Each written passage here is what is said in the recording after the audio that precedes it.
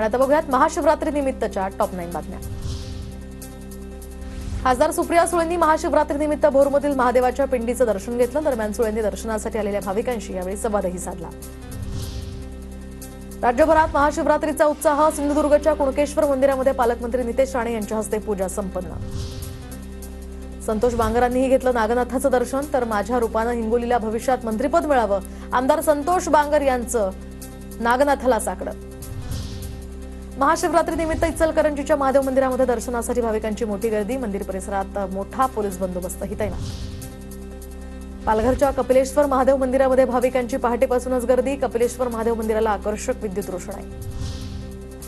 औंढा नागनाथाचे दर्शन घेण्यासाठी भाविकांची पहाटेपासूनच गर्दी। मध्यरात्री 2 वाजता दर्शनासाठी मंदिर खुलं, तर दिवसभरात लाखो भाविक दर्शनासाठी या ठिकाणी येणार। महाशिवरात्री निमित्त अंबरनाथच्या प्राचीन शिवमंदिरामध्ये सुद्धा मोठी गर्दी।